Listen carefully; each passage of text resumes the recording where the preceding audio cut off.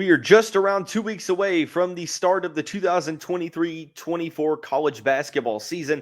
On today's episode of the Locked On Louisville podcast, we are going to discuss three possible starting lineups that Louisville head coach Kenny Payne could go with in the opening game against UMBC. So with that being said, let's get right on into the show.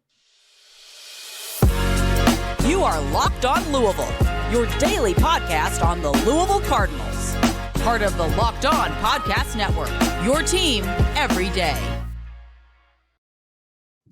Hey, what's going on, everyone? Welcome into another episode of the Locked On Louisville podcast. I'm your host, Dalton Pence. Today's episode brought to you by PrizePicks. Go to prizepicks.com/LockedOnCollege while using the code LockedOnCollege for a first deposit match up to $100. Daily fantasy sports made easy. As always, I want to take this time to personally thank you all for making us your first listen of the day. Just a reminder that the Locked On Louisville podcast is free on all streaming services, including YouTube, 5 days a week, your team every day. The opening game of the 2023-24 college basketball season for the Louisville Cardinals is literally just around 2 weeks away. November 6th at the KFC Center, Louisville will play host to UMBC. And if the matchup against Simmons in the first exhibition taught us anything, it's that Kenny Payne still doesn't have an idea as to who is going to start for Louisville right away. We're going to discuss three possible starting lineups that the head coach of the Cardinals could elect to go with in that opening matchup against UMBC.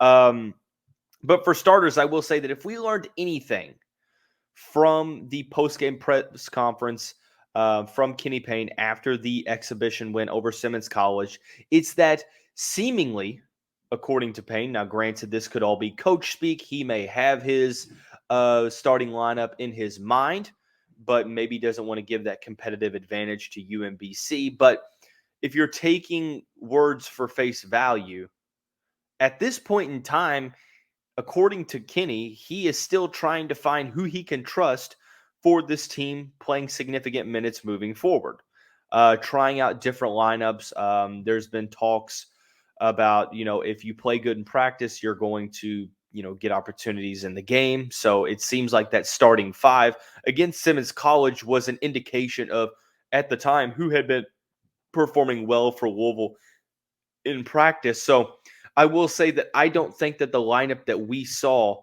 on Wednesday evening was the lineup that we're going to see for the Cardinals moving forward, at least not in the first game. So there's three different lineups that I've looked at. It's pretty hard to kind of, piece these lineups together because you could look at 7 to 8, maybe even 9 players that could end up finding their way in the starting lineup, but I broke them down by three categories: experience and defense, rim protection and versatility, and then play the freshman. The first one is experience and defense. All three starting lineups will have Skyy, Clark, and Trey White in the starting lineups. The first lineup is Skyy Clark, Mike James, Trey White, Traynor, and Emmanuel Okorafor. I think it's pretty straightforward. Skyy Clark starting. I think that every single lineup you can make the case that he is a lock to start. I would argue the same thing about Trey White, although he hasn't been, or he didn't start in that exhibition against Simmons. I think that he's going to start in the regular season.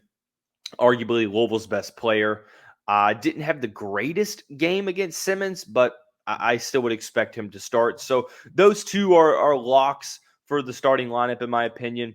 Experience and defense, Mike James, the only player on this Louisville team that averaged in double digits in terms of scoring for a Power 5 team last season. He averaged just over 10 points per game. No other player on this team scored over 10 points per game in the Power 5. So I think that experience and defense, Mike James, solid two-way player. If the three-point shot is falling, he is an extremely dangerous player to have to guard. At different points last season, he absolutely took over. Had some pretty solid moments for the Cardinals last year. Was the second leading scorer on the team behind L. Ellis, and shot the ball pretty decently. 45% from the field, 36% from behind the arc. So I know that there are some people that are not huge fans of Mike James because they feel like the ceiling. I just disagree with that. Understand that Mike James also came off of a horrific season-ending injury the year prior to where he didn't really have a freshman season. His freshman season was cut short due to an Achilles injury. So not only did he have to, get acclimated with the speed of Power Five Division One basketball, but he also had to recover from one of the more brutal injuries that you have to face in sports. So I think that Mike James is going to take that next step forward. Is he a number one scoring option? I don't think so. I think that he could end up being a very good number two scoring option. But regardless, I think that Mike James is a player, in my opinion, that should be starting. So you have your backcourt there.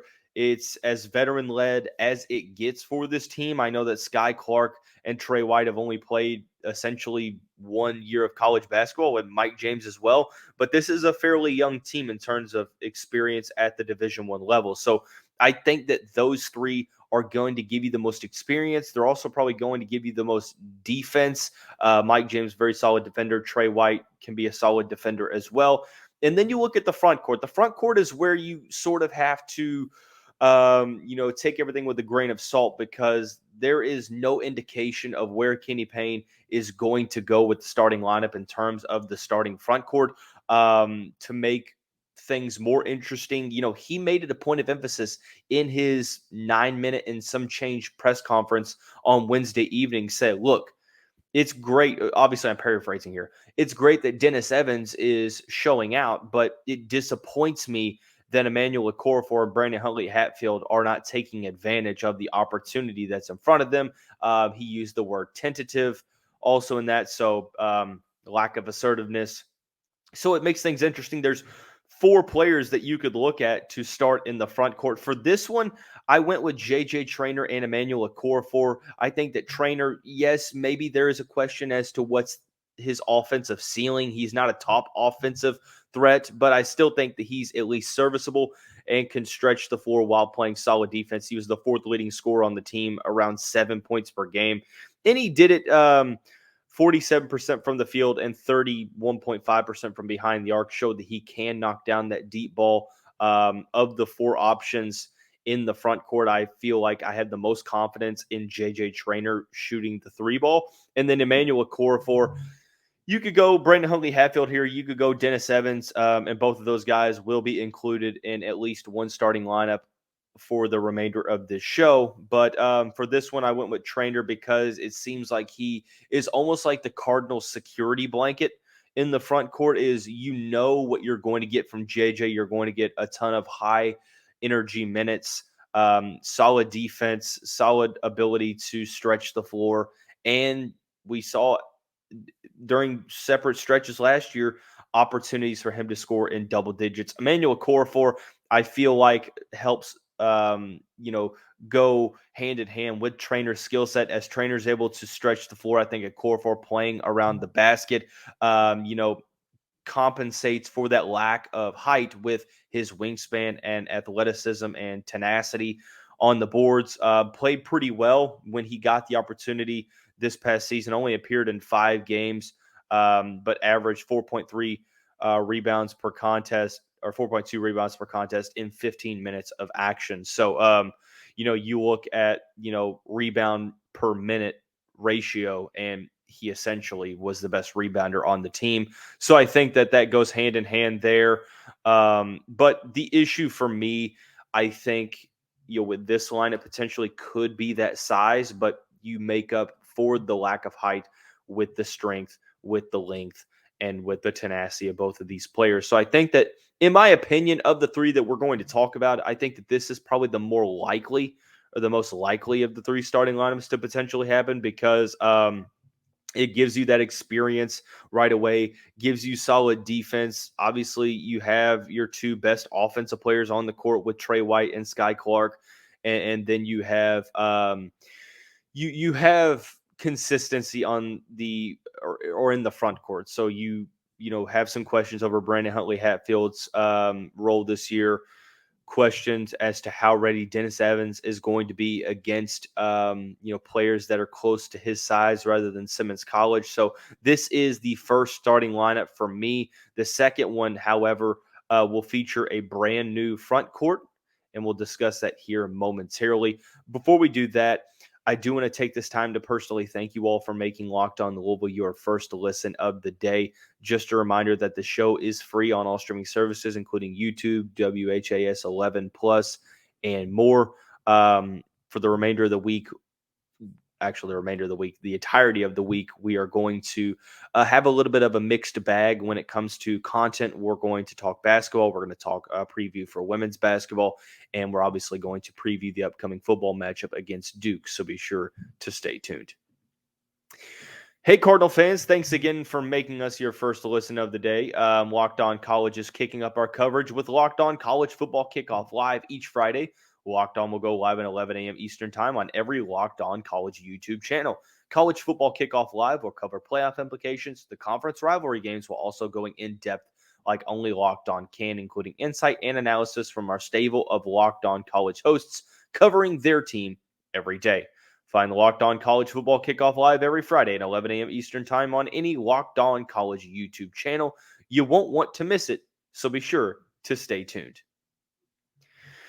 The men's basketball season for the Louisville Cardinals just around 2 weeks away. Louisville will host UMBC November 6th at 7 o'clock Eastern Time at the KFC Yum Center to kick off the second year of Kenny Payne's tenure. We're talking potential starting lineups. We just talked about one that is led by experience and defense. Not too many changes between the first and the second lineup, but I will say that the second lineup has a completely different front court, and I think it gives you more rim protection and versatility. For starters, the back court is the same. Skyy Clark, Trey White, and Mike James. Now, you can argue that you could go with different players there, but I think that Skyy is a lock, Trey is a lock, and honestly, if there's another player that's as close to a lock as those three, it's probably Mike James. I truly don't understand the amount of concern from a portion of this fan base when it comes to Mike James. I understand that he's not necessarily, a player that you believe is going to go out there and score 20 points a game. But like I mentioned in the last segment, I don't discredit the amount of opportunity of growth that can be had over a healthy offseason for Mike James. Last year was his first legitimate season. On top of that, he had to recover from a very, very tough injury to recover from in a torn Achilles. It doesn't look like he's lost any of that athleticism. It doesn't look like he's lost any of that lateral quickness in terms of defense. I would like to see those statistical numbers grow a little bit to maybe 15 points per game. I think that if you're getting 15 points per game from Mike James, you are in for a very solid time, because that would, show that he has improved pretty significantly. It's hard to go from 10 points to 15 points in high Division I basketball. So those three are the same in the front court for me. I changed it up, in the backcourt. I changed up the front court for rim protection and versatility. Although Emmanuel Okorafor, I think, can be a solid shot blocker with his length, I think that Dennis Evans is the best rim protector on this team. He showed against Simmons. Now, granted, you can't take everything from the exhibition seriously. You had to take everything with a grain of salt because of the lack of competition that you're playing against and the lack of size that you're playing against. Simmons did not have a ton of size. So it goes without saying that I am waiting to see how Dennis Evans plays against a player that is closer to his size. There's not that many 7'1" guys with a 7'6", 7'7" wingspan. But there are players that are taller than those guys at Simmons. And I'm interested to see how he's going to play against players that are closer to his skill level. I went with Brandon Huntley-Hatfield as well because of the versatility that he offers. What frustrates me about Brandon Huntley-Hatfield is that the potential is there for him. He showed at Tennessee in his first year in college that, he could be a guy that stretches the floor, that can shoot in the mid-range, and essentially potentially be a 3-level scorer. He showed the potential there. Now, the statistical averages do not back that up. He shot 15.4% from behind the arc at Tennessee. Granted, not a huge sample size. He improved all across the board in terms of statistics from his first to his second year. He started in 21 of the 24 games he appeared in. Career high 6.7 points per game, 5.4 rebounds per game, improved his 3-point percentage by about 13%. Granted, he's still taking under one 3-pointer per game, and he improved his field goal percentage from about 45.5 to 47. Free throw percentage, averaged one more free throw per game last year and improved by 16%. Not necessarily a rim protector, but I feel like with guys like Emmanuel Okorafor and Dennis Evans, you sort of have to have another player in the front court that can expand, the court, because of you don't want to clog the paint.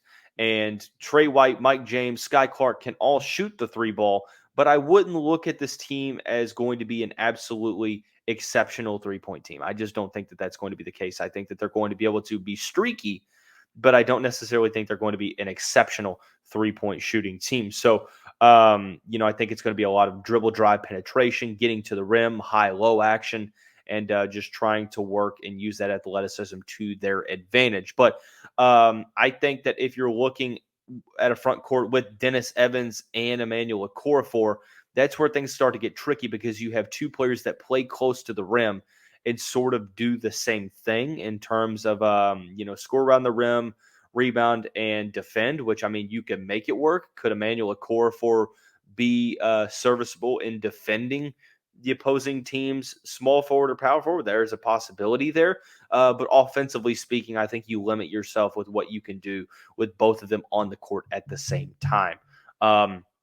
That's why I think that you almost have to pair JJ Traynor, or one of JJ Traynor, Brendan Huntley-Hatfield, with one of Emmanuel Okorafor and Dennis Evans. So I think that Brandon Huntley-Hatfield has the talent to be pretty good at the Power 5 level. He just has to put it together. And if you were looking for any amount of reassurance that he has taken a considerable step forward and that he's going to be the go-to guy in the front court, well, Kenny Payne said on Wednesday that he wishes that, they weren't so tentative, that it frustrates him that, Huntley-Hatfield and Okorafor are not taking advantage of the situation at hand. So this is where things get a little bit interesting. Things get a little bit tricky, because you're focusing on, okay, how much of that do you take for face value? How much of that are you sort of, chalking up as coach speak? Maybe it's motivation to those guys that, hey, look, you're going to be the go-to guys in the front court, but make no mistake about it, your spot is not safe. So you can't really, use the press conference as the go-to, as saying, okay, this is why insert player here is going to start. So I think that Huntley-Hatfield has the ability to stretch the floor a little bit more than Emmanuel Okorafor, so that helps the fit with Dennis Evans. Evans is a pretty solid rim protector, so that sort of masks over the defensive, struggles of Brandon Huntley-Hatfield, so it evens out there. But all this depends on BHH taking that next step forward offensively. If you can get him to average double-digit scoring, 10 points a game, grow the scoring by 3 points per nightly contest, I think that is a pretty solid leap for Louisville, and that's going to be something that could definitely help them out moving forward. So for me, I think that that's where we're looking at here is, you switch the front court around for the second lineup that helps you with more rim protection and versatility. But the third lineup is completely different. Play the freshman. It's pretty obvious where I'm going to go with this in terms of who is going to be the starters. There's 2 guys inserted into the starting lineup that are true freshmen. We'll talk about that lineup here momentarily after we talk about our friends and the title sponsor of the show, PrizePicks. PrizePicks is the largest independently owned daily fantasy sports platform in North America. We're the easiest and most exciting way to play DFS. It's just you against the numbers instead of battling thousands of other players, including pros and sharks. You pick more than or less than on 2 to 6 player stat projections to watch the winnings roll in. It's the most fun I've had since playing daily fantasy sports. I've won up to 5 times my money. You can win up to 25 times your money. I just really haven't been playing it that much since sports betting was just ruled legal a little over a month ago, or a little under a month ago in the state of Kentucky. But quick withdrawals, easy gameplay, and an enormous selection of players and stat types are what makes PrizePicks the #1 daily fantasy sports app. Go to prizepicks.com/lockedon and use the code LOCKEDONCollege for a first deposit match up to $100. Once again, prizepicks.com/lockedoncollege and using the code LOCKEDONCollege for a first deposit match up to $100. Be sure to take advantage of this opportunity while it lasts. Heading into the final segment of this starting episode preview podcast episode, I botched that. I butchered that. I can't speak on this third segment. Look at me. I might as well just end the episode now. But looking at the final potential starting lineup that Kenny Payne could roll out there on opening night against UMBC in that opening game against UMBC on October 6th. This one is opting to go with the youth and trying to, go towards that high ceiling with some of these guys. Skyy Clark, Trey White, still starting. You then start Curtis Williams, JJ Traynor, and Dennis Evans. Curtis Williams had a game-high 15 points against Simmons College. It was night and day between the red-white scrimmage and Simmons College. Kenny Payne said that he didn't force shots. He let the game come to him. And you see it. He's got a very pretty shot. The mechanics are there. I like the ability to score off the dribble, showed the ability to go in the mid-range and knock down shots, so you have potential 3-level scoring there. And I like the defensive upside with Curtis as well. I think the upside defensively with Curtis is some of the highest defensive upside on this team. So Curtis Williams be inserted into the starting lineup with Skyy Clark and Trey White. If those two guys are handling most of the scoring responsibilities, you make it to where Curtis doesn't have to, come out right away and average double-digit scoring. He can continue to develop. He can grow into his own. And I think that this would be pretty solid from a defensive aspect as well.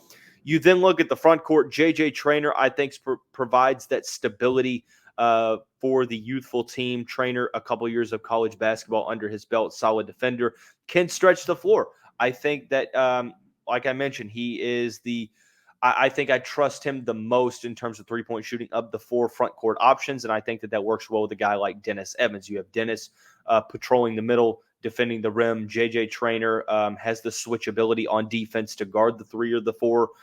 There's a lot of defensive versatility on the court with this one. Trey White, Curtis Williams, JJ Traynor, and that's the same for the first starting lineup as well. Substituting Curtis Williams for Mike James, is that you have 3, maybe 4 guys that can defend multiple positions, that can switch and, not be exposed on the defensive end. So I think that that's something that you can look at and really find some encouragement with. But JJ Traynor, Dennis Evans, I think are the pairing that probably makes the most sense in the front court because of the opposing skill sets. You have a player that can stretch the floor, defend on the perimeter, and, take the ball to the rim. And then you have a guy who can stay around the rim, protect the rim, solid rebounder, and also is a player that is a lob threat at any time. So JJ and Dennis, I feel like their skill sets play off of each other really well. This is obviously, I think the least likely of the 3. But hey, those 2 were included in the starting lineup in the exhibition. And although I don't think that that's going to be the starting lineup in night 1 against UMBC, there still is a possibility because Curtis Williams is showing that he's one of the most talented guys on this team. He might have some of the highest scoring upside with guys like Skyy Clark, Ty-Laur Johnson, and Trey White. And then you have a guy like Dennis who looked pretty solid against Simmons. Granted, he went up against players that weren't close to his size. But let's say that these 2 players have solid exhibition matchups against or solid exhibition results against Kentucky Wesleyan here coming up within a week. There is an opportunity for both of those guys to play early on. Kenny Payne may say, hey, look, we're going up against teams that we should win. These guys have been playing really well. I haven't found guys that I can fully trust yet at the moment to be in the starting lineup. So let's go with the guys that are playing the best. And then if we need to make substitutions early on in the first half, we can do that. So this one I think is the most intriguing of the three because of the unknown with Curtis Williams and Dennis Evans. So that is going to wrap up today's episode of the show. To find the Locked On Louisville podcast on all streaming services, be sure to stay tuned to this graphics. It's free and available wherever you get your podcasts.